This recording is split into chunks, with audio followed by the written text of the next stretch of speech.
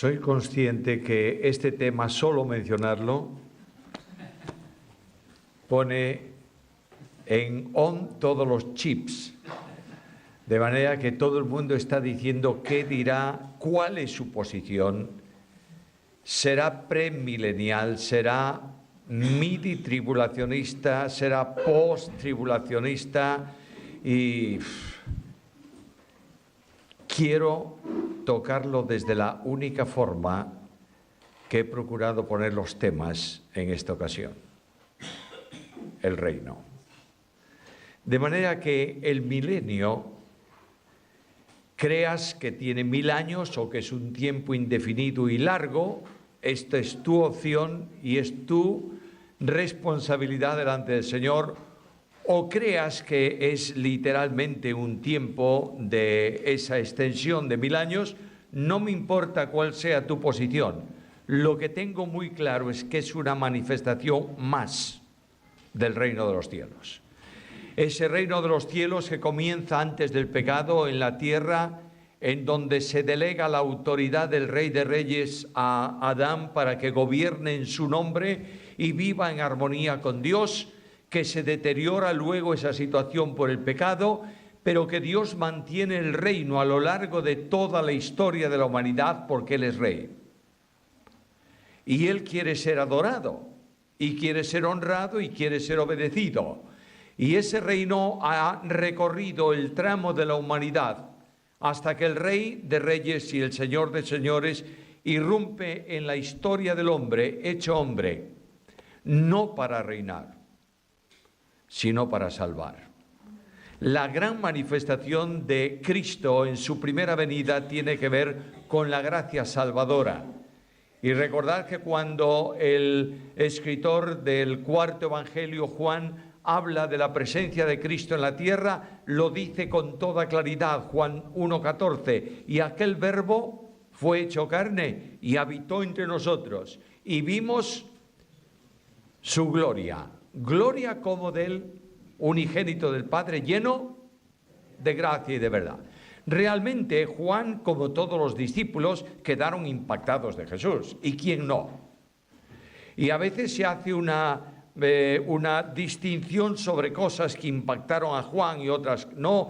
Y algunas veces he oído decir que lo que impactó a Juan y selecciona un milagro impresionante de Jesús. Yo qué sé, la multiplicación de los panes y de los peces. ¿Qué impacto? Claro, ¿cómo no? Naturalmente que hay un impacto. La sanidad de los leprosos, otro impacto.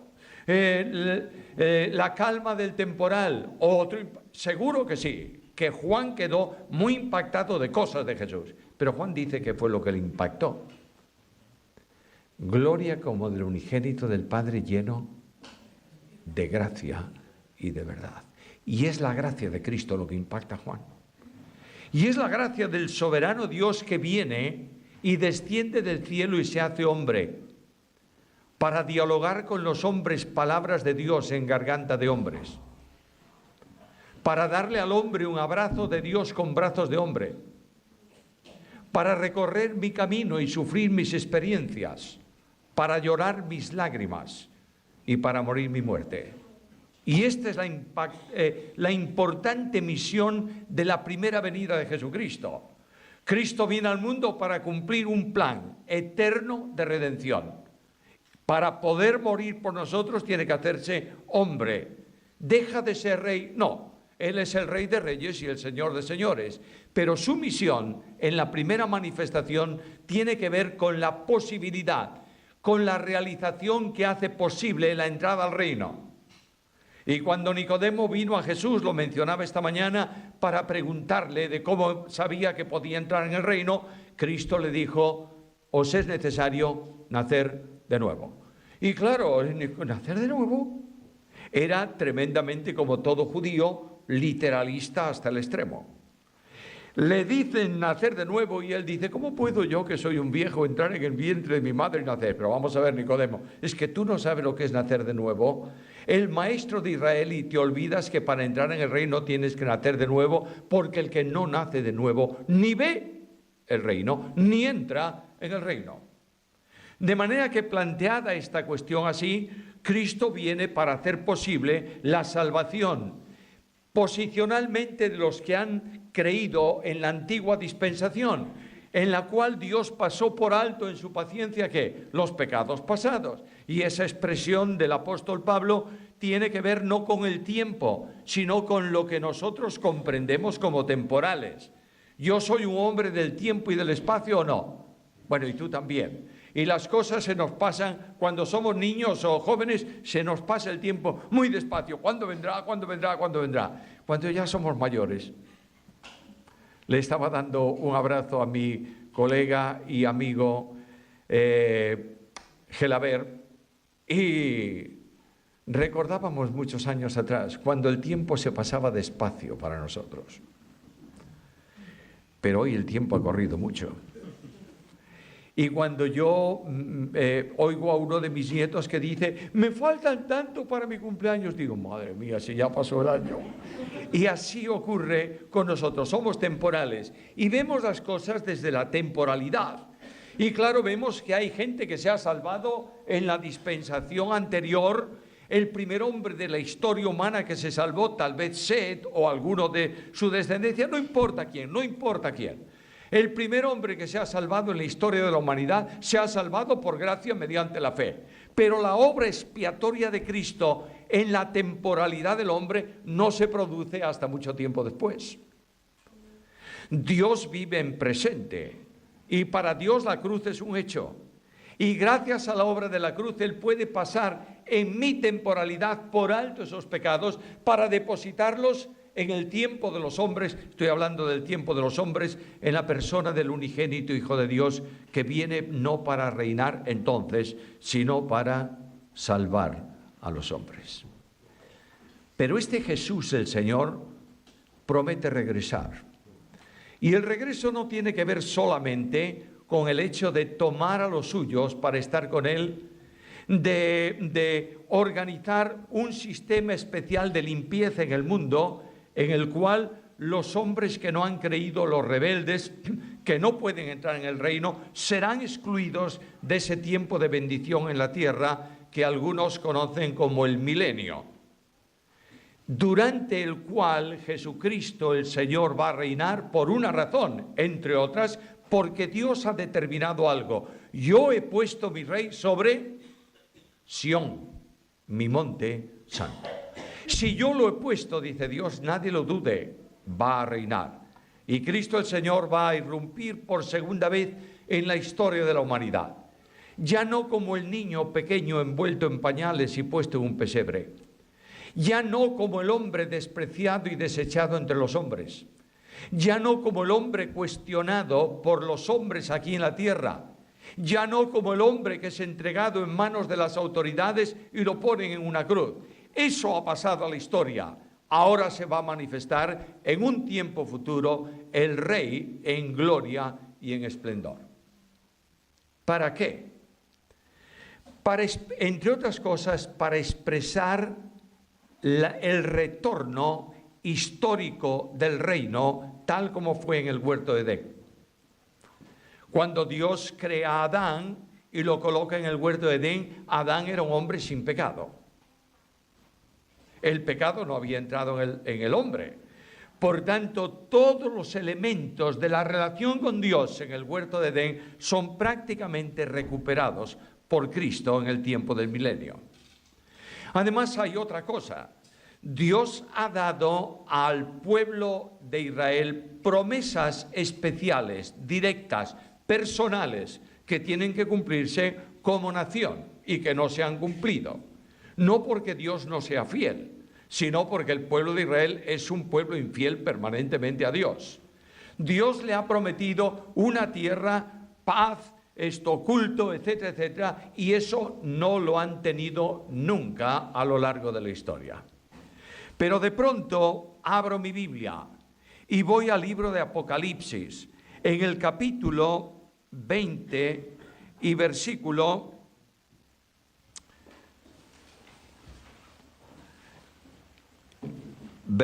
4. Y yo quiero que vamos a leer desde el versículo 1. Yo quiero que notéis la cantidad de veces que aparece la palabra 1000 años, 1000 años, 1000 años. Es reiterativo. Vi a un ángel, versículo 1, capítulo 20, que descendía del cielo con la llave del abismo y una gran cadena en la mano. Y prendió al dragón, la serpiente antigua que es el diablo y Satanás, y lo ató por 1000 años.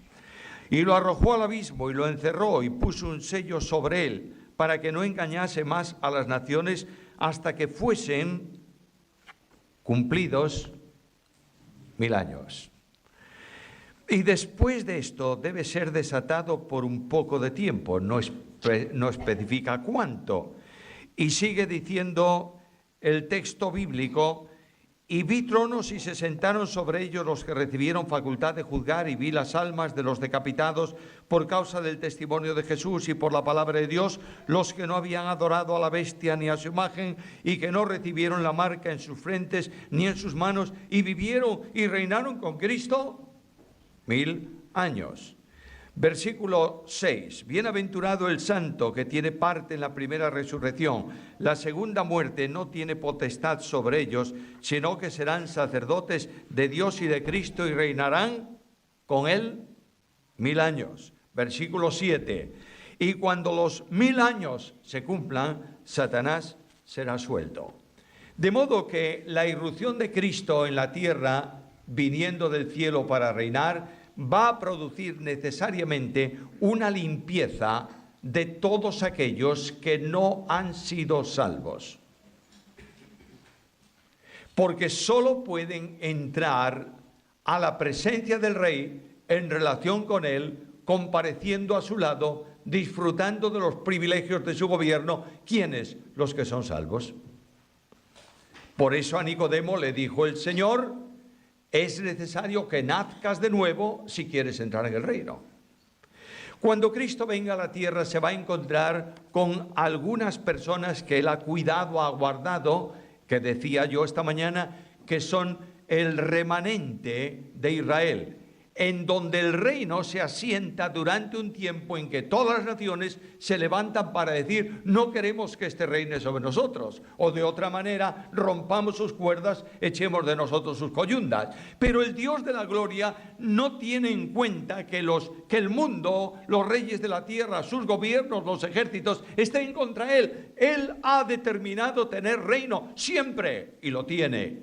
Y hay un remanente que es llevado al desierto y cuidado por el Señor. Y ese remanente será salvo por gracia mediante la fe.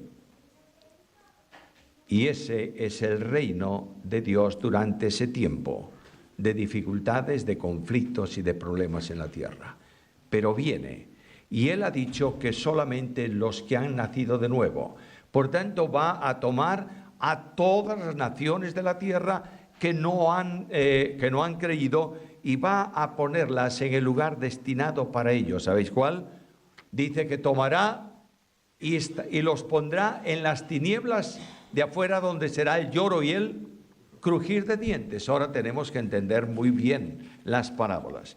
Si tú entiendes las parábolas sobre segunda venida como tocantes al traslado de la iglesia, el que es tomado es el salvo y el que es dejado es el incrédulo. Pero si las tomas en relación con segunda venida es todo lo contrario. Dos mujeres moliendo en el molino, la una será tomada y la otra dejada. La que es tomada es echada en las tinieblas de afuera, y la que es dejada entra en el reino. Las 10 vírgenes, las que tienen aceite en sus lámparas, entran, y las que no tienen aceite no entran. Hablándonos de una limpieza general, porque Él ha dicho que en su presencia solo el que ha nacido de nuevo puede estar. El cumplimiento de este reino tiene que ver también con el Salmo 24. Y en el Salmo 24 se formula una pregunta muy interesante: ¿quién estará en el monte santo? El Salmo 2 dice: puesto a mi rey sobre Sión. Y el Salmo 24 pregunta: ¿quién estará en el monte santo de Dios? ¿El limpio de manos? ¿El puro de corazón? ¿El que no ha elevado su alma a la vanidad, ni ha jurado con engaño? ¿Quién? Nadie. Porque nadie como hombres estamos en esa línea, en esa santidad posicional. Es imposible, porque somos pecadores y tenemos una vieja naturaleza. Pero Cristo nos ha hecho justicia de Dios en Él. Algo más, nos ha hecho santificados ya. Por tanto, tenemos el derecho, decía esta mañana que no había derecho, tenemos un derecho de entrar al trono de la gracia. Es más, estamos en esa posición. Y entramos al trono de la gracia porque Dios no ve que seamos, no nos acepta porque somos evangélicos. No, que va. Ni porque somos de asambleas de hermanos, tampoco, o menos. Ni porque somos pentecostales, tampoco. Dios nos acepta porque estamos en Cristo. Y el gran secreto de la vida cristiana es estar en Cristo o no estar en Cristo. Cuando estamos en Cristo, para Dios nos ve como cuerpo de Cristo. De manera que Cristo, la cabeza santísima, y los miembros de esa cabeza santos también. Y como tal tenemos derecho de entrar al trono de la gracia para obtener el oportuno socorro. El Dios de la gracia, el Rey de Reyes, tiene para su pueblo y su reino una misericordia especial. ¿Por qué Cristo vino al mundo y se hizo hombre y pasó por tantas miserias? Lo dice Hebreos. Bueno, para morir en la cruz también es verdad. Pero en relación con el reino, para compadecerse de los que son tentados. Luego, el Dios de la Biblia tiene compasión por experiencia propia. Dios sabe lo que es el hambre intelectualmente, porque Él no necesita comer. Dios sabe lo que es el dolor intelectualmente, porque Él no tiene dolor. Pero cuando Dios se hace hombre, el hambre viene a ser experiencia divina por medio de la naturaleza humana. ¿Me estáis entendiendo, verdad? Y porque Él sufrió, sabe mi sufrimiento. Y porque Él ha pasado por la experiencia de la tentación, sabe que yo soy tentado y sabe cómo abrir salida para mi vida. Hermanos míos amados, el Cristo de la Biblia no es el Cristo judicial, es el Cristo de la gracia. Permitidme contaros o deciros algo que seguramente la mayoría no sabe. Cuando yo salí al ministerio hace 38 años, yo era blanco o negro. ¿Sabéis lo que significa eso? Solo una raya vertical. No existía para mí. De manera que yo era más dogmático que Tomás de Aquino. Y un día me pidieron unas notas de cristología para un instituto y escribí las notas y las mandé. Y cuando mandé las notas, yo me quedé pensando, ¿es esto lo que necesitan? Y esa pregunta no desaparecía de mi cabeza. De modo que dije, ¿no será que te estás preguntando a ti mismo? Deja a los otros. ¿Es esto lo que tú necesitas? Y como yo no podía eliminar esa carga en el pensamiento, dije, bueno, voy a leer los evangelios, como si los encontrara en la calle y no los conociera de nada. Y los voy a leer durante 3 años. De Mateo a Juan, Juan, Mateo, Mateo, Juan, Juan, Mateo.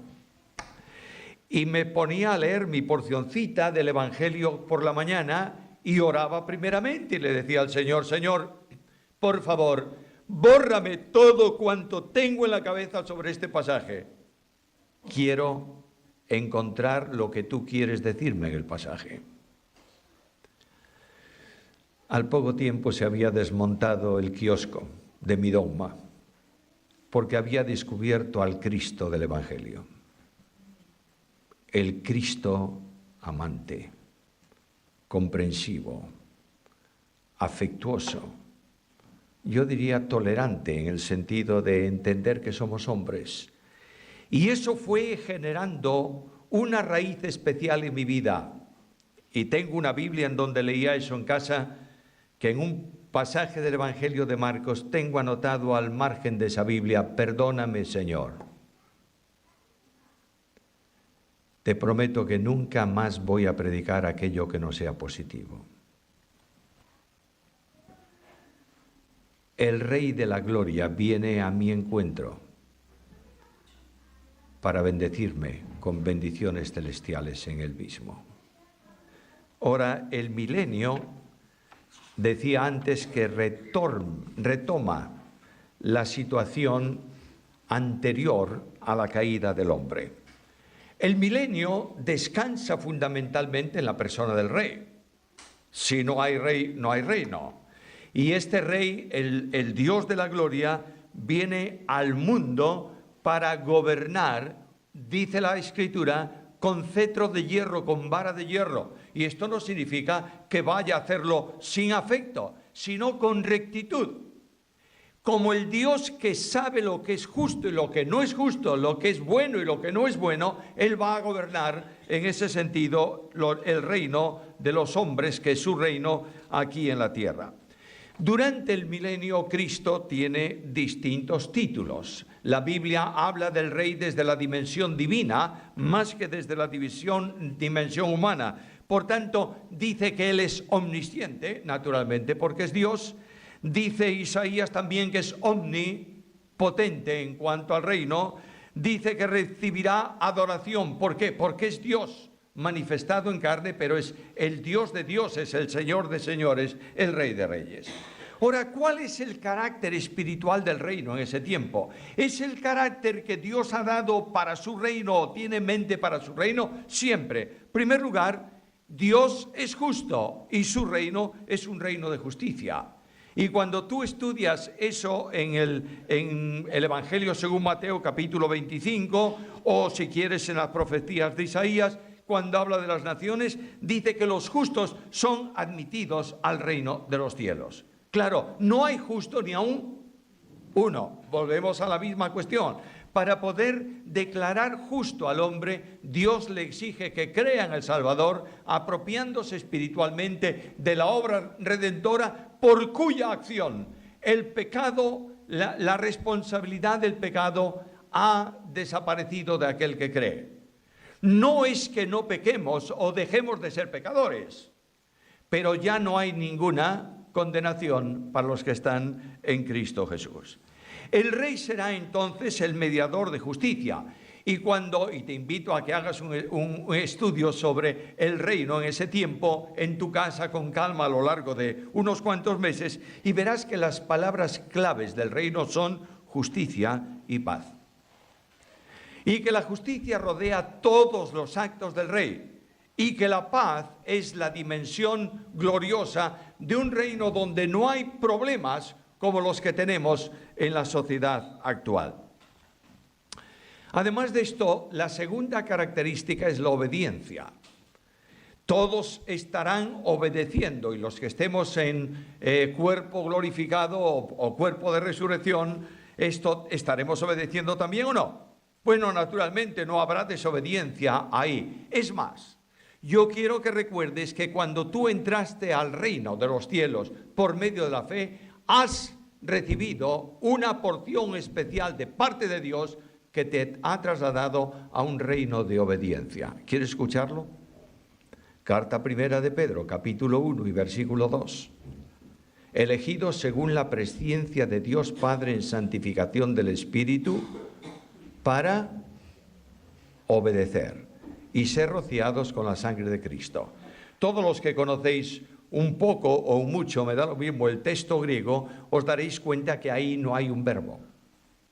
Eso ha sido la traducción.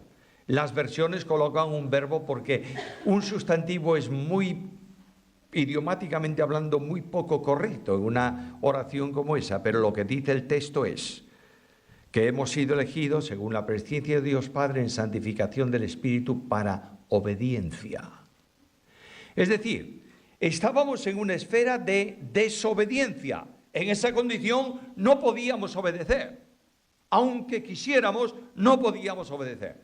Podríamos puntualmente sentir admiración por las cosas de Dios y decir, Señor, te prometo que voy a ser obediente. No puedes, porque tu naturaleza es contraria a eso. De manera que para poder obedecer, Dios, el Espíritu Santo, capacita al hombre desde el inicio de la fe para que pueda aceptar el plan de Dios y ser salvos. Escúchame, por favor. La salvación no es un ruego que Dios hace y que tú aceptas o no. La salvación es un mandamiento que Dios establece. Escucha al apóstol Pablo. El apóstol Pablo predica en Atenas y que dice por primera vez en un mensaje del Evangelio a gente que nunca lo había escuchado. ¿Cómo termina Pablo? Dios manda ahora a todo hombre en todo lugar que ruega, manda.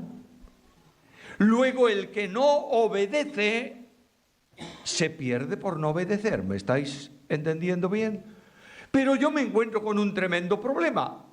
Yo soy hombre y la obediencia para salvación es la entrega absoluta del yo a Dios, de lo que tú eres. La salvación no es simplemente una mano que se extienda para que Dios la llene, como he escuchado muchas veces. No, es la entrega incondicional de tu vida a Dios. ¿Puedes obedecer eso? Como hombre no. Como hombre natural no. Pero es el Espíritu Santo el que te capacita para hacer algo sobrehumano, entregando tu vida a Cristo. Y cuando tú crees y dices, sí, Señor, creo, lo que has hecho es rendir tu yo a Dios. Y Dios saca ese yo y pone su yo, que es Cristo, en tu vida. Escucha a Pablo. Con Cristo estoy juntamente crucificado y ya no vivo yo. Vive Cristo en mí. Por tanto, ¿Cristo fue obediente hasta la muerte y muerte de cruz o no? Dios te ha pasado a un estado de obediencia vinculándote con Cristo para que la desobediencia sea algo excepcional en tu vida y tú vivas una vida de obediencia. Ahí tienes. Tú puedes vivir hoy la experiencia del reino milenial en una relación de obediencia incondicional con Dios. Pero hay también otra cosa. La Biblia enseña que será un reino de santidad. Claro, si han entrado gente regenerada, si Dios está gobernando, si Cristo el Señor está gobernando, si Satanás está preso, no puede haber más que una vida de santidad en la experiencia de los que están en el reino. Pero hay también una vida de verdad. Déjame decirte algo, por favor. No quiero hacerme pesado con algunas cosas que he dicho.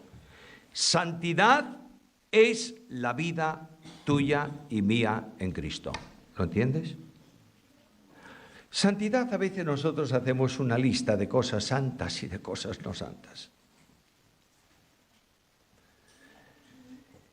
Pecado grave en mis tiempos era, por ejemplo, ir a ver el Celta Deportivo al campo de fútbol.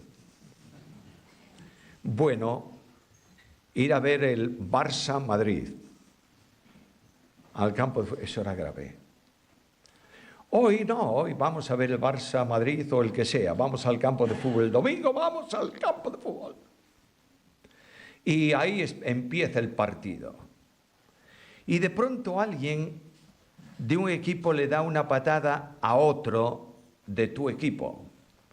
Y ese otro, que no tiene ningún tipo de dolor, porque no le ha dado una patada, se tira en el suelo y hay ahí una historia, un teatro gigantesco. Y las cámaras de televisión enfocan al de la patada. Y como ya el cámara está cansado y el realizador más, le dice unos planos de gradas y el cámara vuelve la cámara a las gradas y saca unos planos de gente que está en la grada y te encuentras a un anciano de una iglesia subido a la silla. No está bendiciendo al árbitro, está haciendo otra cosa peor.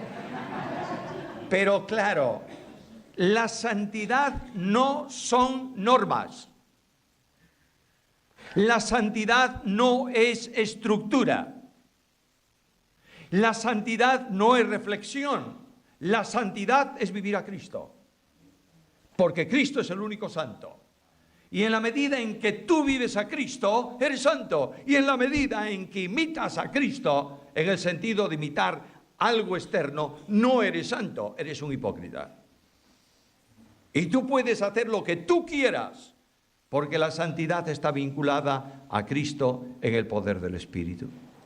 Es el Espíritu el que reproduce a Cristo en tu vida. Y si tú tienes algún problema espiritual, algún pecado sin confesar, el Espíritu Santo está contristado y está apagado y no va a funcionar. Y tu vida no estará reflejando la luz de Cristo y la gloria de Cristo en un mundo en tinieblas. Reino de santidad, reino de verdad. ¿Qué es verdad? Bueno, la verdad tiene que ver con aquello que es absolutamente cierto. Estamos en un tiempo de la posverdad. La filosofía de la posverdad está en nuestros días. El relativismo ya no llega. Entonces, la posverdad. Esto no hay ninguna verdad absoluta, todo es... Frente a un mundo de posverdad, nosotros afirmamos la verdad. Frente a un mundo relativo, nosotros tenemos absolutos. Porque yo no puedo considerar sino verdad absoluta la manifestación de Jesucristo y la realidad de Jesucristo. Dios es verdad. Y lo que Él dice es verdad, no relativa, absoluta. Y esos principios de verdad se manifestarán en el reino futuro y en el de ahora. La sede del gobierno en el reino lleva el nombre de verdad. Zacarías capítulo 8 y versículo 3. Puedes buscarte la cita y leerlo. Ahí tienes la confirmación. Además de esto, el reino será un reino en donde se manifieste la plenitud del Espíritu. ¿Recuerdas que Pedro, cuando en Pentecostés la gente empezó a decir, ¿qué es esto? Él le dijo, señores, no se asusten ustedes, porque esto estaba anunciado por el profeta Joel. Yo no sé si se cumplió la totalidad de la profecía entonces o no, pero lo que sí tengo claro es que en el reino el Espíritu Santo sería dado en plenitud. Y esta plenitud del Espíritu en el reino milenial de Jesucristo debe ser la experiencia del reino actual, porque es el reino. Tenemos que vivir en el Espíritu.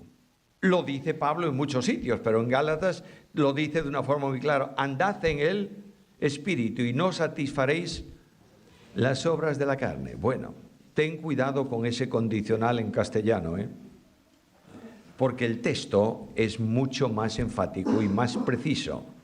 No hay una posibilidad de dos cosas. Una, andar en el Espíritu, número uno. Número dos, no satisfagáis las obras de la carne. No. Pablo dice, en la medida en que andáis en el Espíritu, no satisfacéis las obras de la carne. ¿Entiendes la cuestión? Porque no eres tú que luchas contra la carne. Esta es una tontería. Tú no puedes luchar contra ti mismo. Es el Espíritu el que lucha contra la carne. Y en la medida en que tú permanezcas en el campo del Espíritu, tienes victoria sobre la carne. Y tú lees en Gálatas las obras de la carne que son, ¿las sabes de memoria? Adulterio, fornicación, inmundicia, lascivia. ¡Qué bien estoy! Para un poco. Hechicería, idolatría. Sí, también yo. Pleitos, celos, iras, contiendas, divisiones. No catalogues las obras de la carne, son todas. Por tanto, solo cuando el Espíritu Santo gobierna tu vida, eres capaz de no tener conflicto con nadie, porque tú estás viviendo la vida en la dimensión del Espíritu de Dios. Bueno, ¿cuáles son las características sociales del milenio? He dicho antes que la paz se va a manifestar, no hay guerras. Todo lo que hoy en día el mundo gastaría en armamento no lo va a gastar. es un tiempo, es un reino de gozo, y el gozo es la característica de esa era. ¿Por qué? Bueno, porque si hay plenitud del Espíritu, también hay plenitud de gozo. ¿Qué es lo que el Espíritu Santo da en su único fruto? Amor, gozo y paz.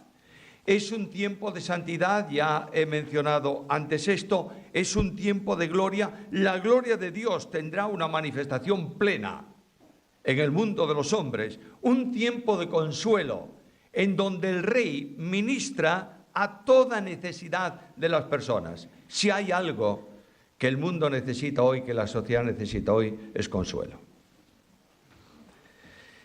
Cuando mi esposa Esther partió para estar con Cristo, yo tuve una experiencia larga de angustiosa soledad. Yo dije al consejo de nuestra iglesia: no voy a viajar más. Y en una ocasión en que salía tempranito por la mañana de la escuela bíblica y me iba a caminar solo con mis cargas, bajé por un sendero que llevaba al río y atravesé un largo bosque de robles centenarios, de esos que las raíces salen por fuera de la tierra y están llenas de musgo. Y me senté en una raíz de uno de esos árboles y me puse a llorar. Y dije a Dios: no quiero seguir más. Y el Dios de la gracia puso su mano sobre mí. Y es como si me dijese: vamos, tengo un proyecto y un propósito para tu vida. Y recibí el consuelo que necesitaba. Desde entonces estoy escribiendo todos los sábados una hojita con un texto que se titula en la iglesia Ministerio de Aliento, y que circula por centenares de personas en todo el mundo. Solo aliento, nada más que aliento, porque tengo la convicción que la iglesia y los hombres creyentes, las mujeres creyentes, necesitan ser alentados mucho más que reprendidos. Yo necesito aliento. ¿Tú también? Aquí tienes el Rey ministrando aliento. La instrucción en el reino. ¿Cuántos problemas con la enseñanza en todo el mundo, verdad? Viene un gobierno, tira el plan del gobierno anterior, hay una nueva ley de enseñanza, a última hora malas todas y no funciona ninguna. Pero es lo mismo, el asunto es alterar la enseñanza. Voy al milenio y me doy cuenta que Dios mismo está ministrando enseñanza a los súbditos del reino y haciéndoles comprender lo que Él es y glorificando su nombre entre ellos. Más cosas. La maldición de la tierra por el pecado es removida. Una de las cosas que más me impresionan, algunos dicen es alegoría pura, pudiera ser, pero es una alegoría fantástica. Cuando voy a Isaías capítulo 11, descubro que la naturaleza que hoy está convulsionada, vendrá a una paz tal que el lobo estará con el león con el cordero. El lobo con el cordero, el león comerá hierba y un niño jugará con una culebra venenosa. ¡Qué fantástico! Y dice: nadie hará daño en mi santo monte. Bueno, es una ilustración de cómo Dios retoma lo que era en el principio, antes del pecado. No había problemas. Adán no tenía problemas con el lobo. Yo creo que a veces, de vez en cuando, hasta le dirigiría alguna palabra, le diría: buenos días, señor lobo, como Francisco de Asís, ¿no? Buenos días, señor lobo. Y el lobo no le diría nada. Claro está, no tenía con quién hablar. Por eso Dios creó a Eva. Desde que creó a Eva, el huerto dejó de estar en silencio. Y Adán ya tenía con quién dialogar. Y toda esa remoción de la maldición ocurrirá durante el milenio. La enfermedad y la muerte serán quitadas durante ese tiempo. No habrá niño menor de 100 años, y el pecador que no llegue a esa edad es un maldito. Luego está hablándome de una recuperación de aquella dimensión de edad que había antes del diluvio, preservación de la vida, libertad de la opresión, longevidad restaurada. Bueno, hay tantas cosas en el milenio que tendríamos necesidad de un par de horas más para dedicar un tiempo ahí. Ahora yo quiero llevaros esta noche algo que necesariamente debiéramos considerar. Yo no sé si os habéis dado cuenta, creo que sí.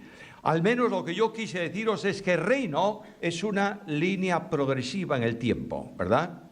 Y que durante toda la historia de la humanidad ha habido reino. Y de pronto el milenio decimos, hoy el reino. Si tú lees algún comentarista muy rígido en un determinado sistema hermenéutico, cuando te dirán que solamente el reino con artículo es el milenio. Bueno, no lo creo. Pero lo que quiero decirte es que el reino milenial en donde se reciben y cumplen las promesas para Israel concluye con todo lo que ese pueblo puede tener pendiente delante de Dios. Y aquí tengo el gran problema de los siglos. ¿En dónde le ponemos un punto a Israel y lo dejamos ahí en el archivo y pasamos a la iglesia solamente? Me parece que es una inconsecuencia. Dios tiene un pueblo salvo por gracia, su pueblo. Y ese pueblo va a ser trasladado a la esfera definitiva del reino, el reino eterno de Dios. Y la Biblia me dice que en un momento determinado Satanás es suelto otra vez. Y yo, como hombre, diría, ¿pero por qué? Déjalo donde está. No lo sueltes, pero lo suelta porque Dios es soberano. E inmediatamente que Satanás es suelto, levanta de nuevo una rebelión contra Dios. ¿En quién? En los hombres de la tierra. ¿En quién? Pero no son salvos. Sí, pero los hijos que nacieron de esos salvos en el milenio, si no creyeron, no son salvos. Porque nadie se salva por ser hijo de cristiano. ¿Sabías eso? Dios no tiene nietos. Por tanto, tiene hijos. Por tanto, para ser hijo de Dios, ¿qué es? Hay que creer en su nombre. Y esos que no han creído serán levantados y Dios dirá, punto final. Y dice la Biblia que Dios va a intervenir de una forma tal que los cielos y la tierra van a ser disueltos por el fuego. Y de esa disolución de la tierra o de la creación, Dios va a generar cielos nuevos y tierra nueva. Claro, en el medio de todo eso hay que estudiar otra cosa, que es el lugar que Cristo prepara y que la Biblia llama la ciudad santa. Y que hay muchas cosas que ver en la ciudad santa, pero quiero deciros que el Nuevo Testamento, para hablar de esos elementos futuros, utiliza ejemplos comprensibles para los hombres, pero no define estrictamente lo que eso es. Lo que me dice cuando voy a la ciudad santa, ya que estamos en Apocalipsis 20 antes, si quieres pasar al capítulo 21, notarás cómo es la proyección eterna del reino de Dios. En primer lugar, me habla de las dimensiones que tendrá esa ciudad, versículo 16 del capítulo 21. Y me dice que la ciudad se halla establecida en cuadros, su longitud es igual a la anchura, y él midió la ciudad con la caña, 12.000 estadios la longitud, la altura y la anchura de ella son iguales. Puedes irte a tu casa y haz la conversión de estadios a metros lineales y multiplica. Y te dará una ciudad que más o menos tiene 2.300 kilómetros cuadrados. Aproximadamente la dimensión en superficie de toda la península ibérica. Y tú dices, es demasiado grandota, ¿eh? Pero bueno, si me aprietas un poco con la tecnología futura, ¿podrías construir una ciudad de ese tamaño? Podrías. Pero lo que nunca podrías es construir una ciudad de 2000 y algo de kilómetros de alto. Cuando tú ves esa dimensión dices, ¿cuánta gente cabrá aquí? Pues, mucho. Claro, alguien te dirá, no te preocupes de eso porque somos espíritus cuando resucitemos. No es verdad. Resucitamos con cuerpo espiritual, pero no somos espíritu. Jesucristo mismo dijo, tocad que yo tengo carne y huesos. Luego, aunque tengas un cuerpo espiritual, tienes necesidad de espacio en donde tú te vas a manifestar. Todas las ciudades del mundo, especialmente del primer mundo, como se llama, son pequeñas para la dimensión de gente que hay en ellas, ¿verdad? Yo no puedo hablar de lo que pasa en Barcelona en Navidad, porque nunca estuve en Navidad en Barcelona. Pero puedo deciros la experiencia mía cuando vivía en un lugar que cruzabas la avenida y, entre otras cosas, enfrente, ¿sabes lo que tenías? El Corte Inglés. Llegaba Navidad y aquello era algo fuera de serie. Venían hasta de Portugal y se sentaban en la puerta del portal, en el portal de nuestra casa. Y no creas que estoy exagerando nada. Tú bajabas en algún momento, abrías la puerta y tenías que decirle a la gente, ¿me permite, por favor? El año pasado estábamos Susana y yo en la iglesia por la mañana y yo creo que a lo mejor Susana no tenía muchas ganas de trabajar y me dijo, oye, ¿por qué no nos vamos ya? Y vamos hasta Príncipe. Príncipe es una calle peatonal. Y yo le dije, ¿hoy? Sí. ¿Ahora? Sí. Bueno, vamos. Vigo es una ciudad edificada en montes, de modo que es permanentemente cuestas. Fuimos por la calle de la iglesia, bajamos una calle que va hacia el centro y que desemboca en esa que es llana, y cuando íbamos acercándonos y se veía la calle, yo le dije, ¿tú quieres ir ahí? Solo se veía cabezas de gente en la calle. Como buena mujer que le encantan los escaparates y revolver las cosas, me dijo, sí, quiero ir. Y yo estaba diciendo, ¿en qué cafetería la espero yo? Porque indudablemente eso es tremendo. Pero yo veo esta dimensión y digo, no hay problema, Señor, qué fantástico. Ciudad grande donde nadie va a sentirse prisionero ahí. Pero además de esto, me dice, yo he preparado un lugar bellísimo para ti. Y describe esa ciudad como con una calle de oro, con puertas de perlas, con los cimientos de la ciudad, piedras preciosas, y me da el nombre de las 12 piedras.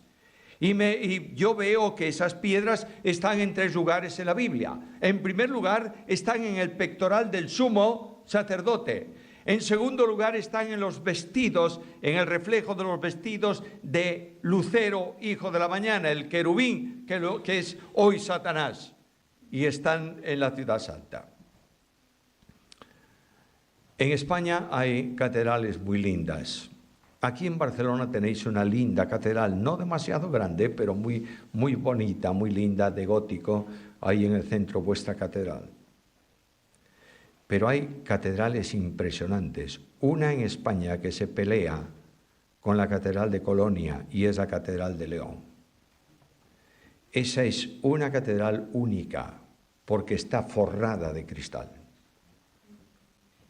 Cada vez que yo iba a León y cada vez que voy a ver las cristaleras de esa catedral. Las ves a la mañana temprano una, al mediodía otra distinta. Pero lo impresionante para mí de esas cristaleras es cuando tú caminas de noche hacia la catedral. Y está la catedral encendida, parece una sortija puesta ahí, resplandeciendo de colores.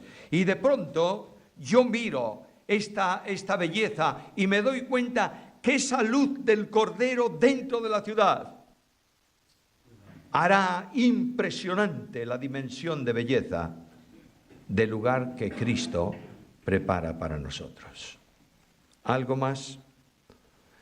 Una ciudad puede ser grande y bella, pero hay que saber cómo es el vecino que vive a tu lado.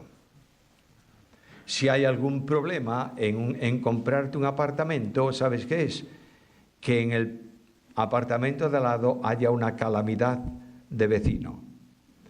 En la casa donde vivía una de mis hijas en Vigo, había un tiparraco que a las 11 de la noche o 11:30 hacía un ruido monumental. Clavaba, ponía, no sé lo que hacía.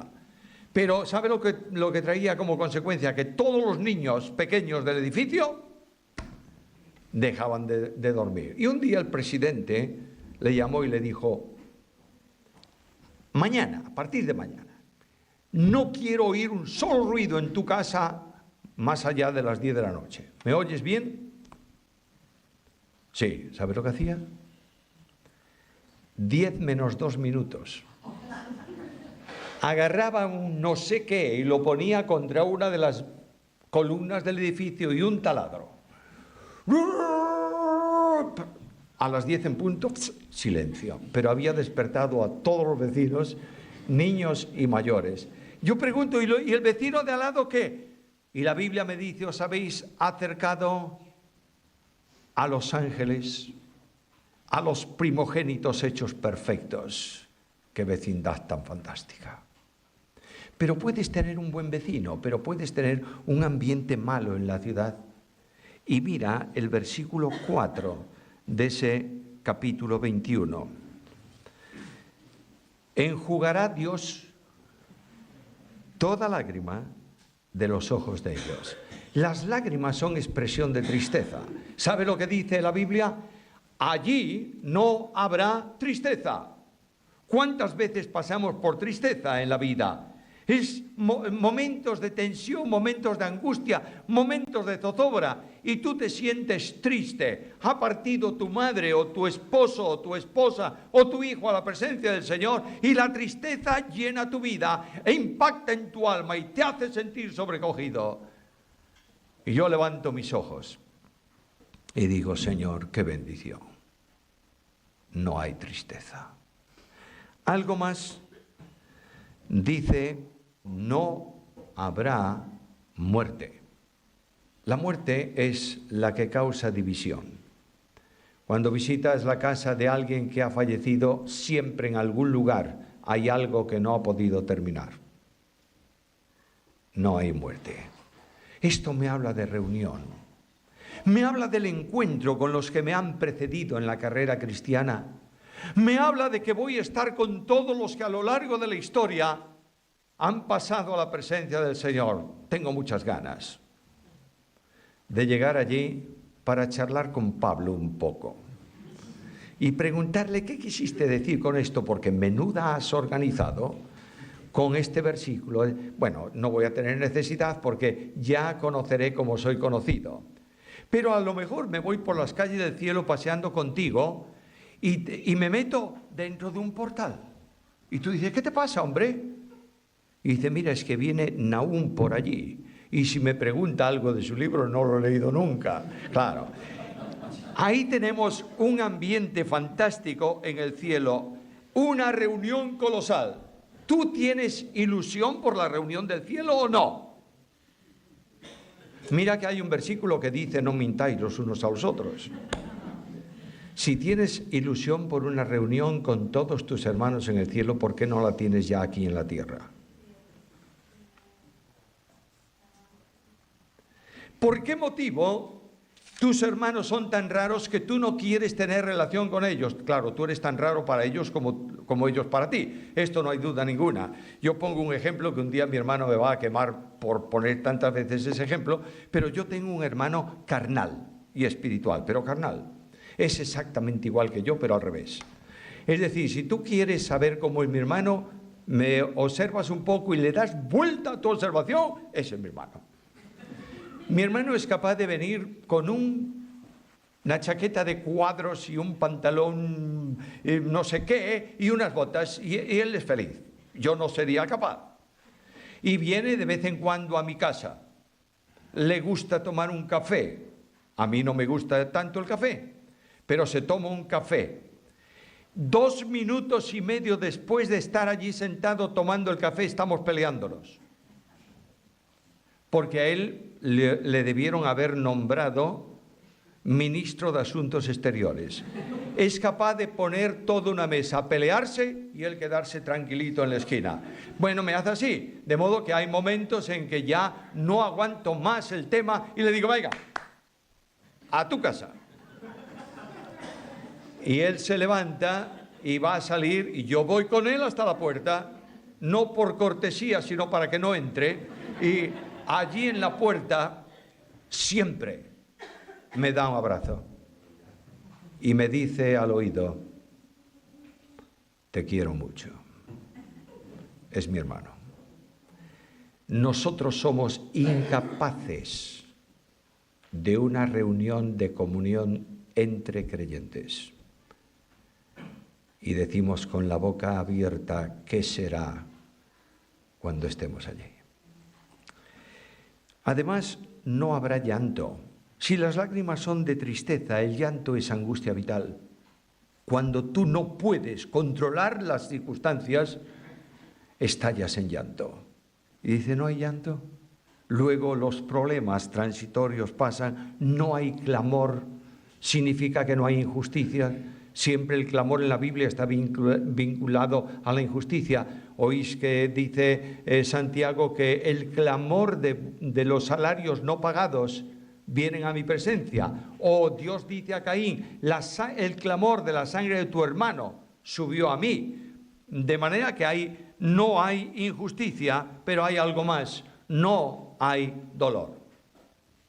Bueno, el dolor forma parte de la experiencia del hombre siempre, pero generalmente de la enfermedad. A medida que van pasando los años, y yo ya estoy en esa carrera, siempre hay por ahí algún dolorcillo. Muchas veces yo me levanto por la mañana y digo, ¡ay!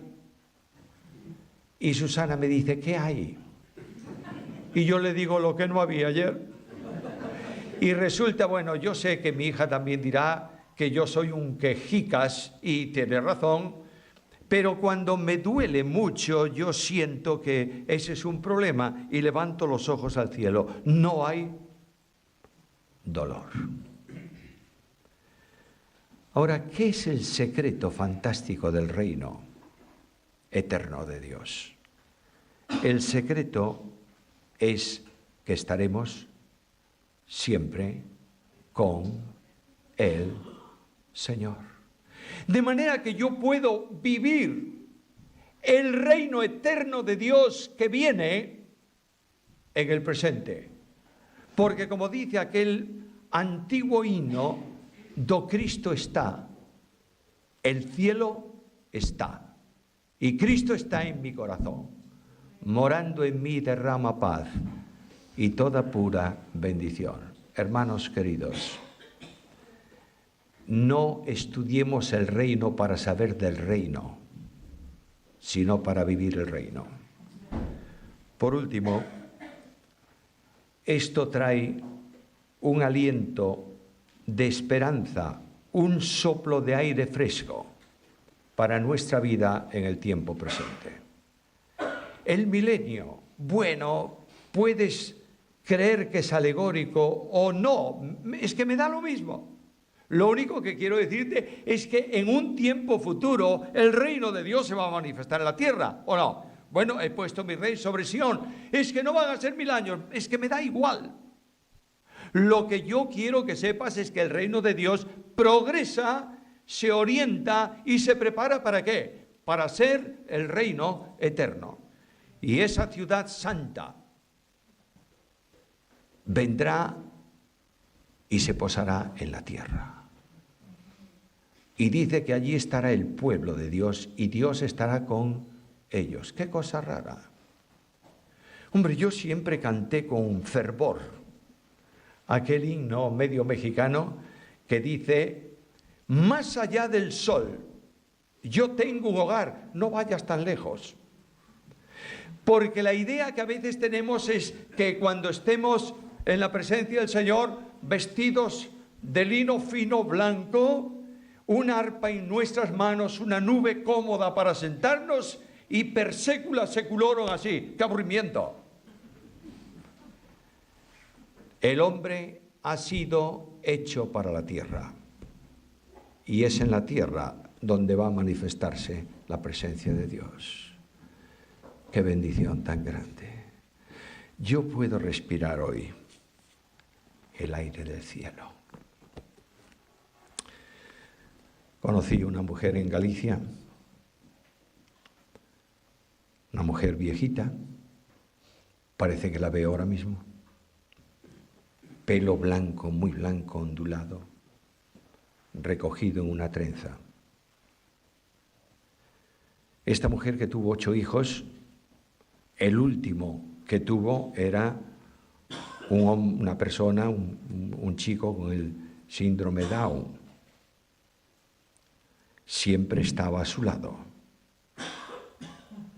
Yo puedo verla tomando una silla de mimbre porque quedó paralítica de medio cuerpo abajo, tomando una silla de mimbre y buscando la sombra de un árbol en verano para sentarse.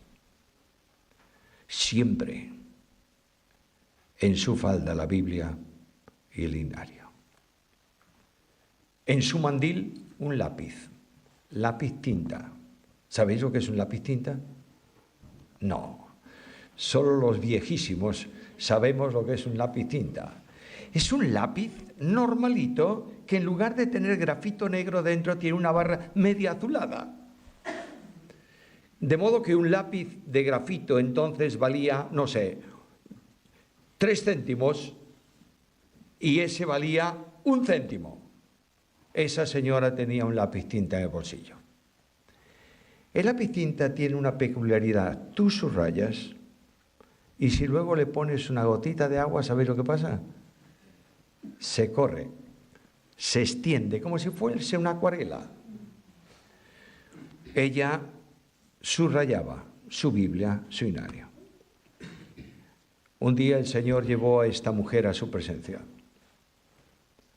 Y años después su hija mayor me dijo, encontré la Biblia y el linario de mamá. Yo dije, yo quiero verla. Y sacó del armario una caja de zapatos y abrió, y allí estaba la Biblia en el fondo y el linario encima. Claro, hay que sacar, para ver todo, sacar primeramente el linario, y yo saqué el linario. Y hizo así, y se abrió por un himno. Ese himno estaba subrayado. Y hay una estrofa que casi no se podía leer. Es un himno que a lo mejor recordáis alguno de vosotros. A la luz, al encuentro de Jesús. Por él arde mi deseo. Oh, qué gozo cuando veo quién por mí sufrió la cruz. Y hay una estrofa ahí en el centro que estaba tan subrayada que no se podía leer y que dice, ¿qué será? ¿Qué será? Cuando en Salem entre ya, do las calles brillan de oro, me recibe el santo coro, cuánto gozo espero allá. Esta mujer con sus problemas, con sus achaques, con su situación, respiraba el aire del cielo, viviendo aquí en la tierra. Era mi abuela materna. Y muchas veces me llamaba cuando yo corroteaba por la finca en verano y llamaba a la abuela y había que ir, Hoy llama el padre, la madre, el abuelo y todos los tíos y el niño sigue donde está y nadie le dice nada. Había que ir. Y yo iba, ¿qué quieres, abuela? Ven. Y me agarraba así contra ella. Un niño pequeño lo que quiere hacer es correr, ¿verdad?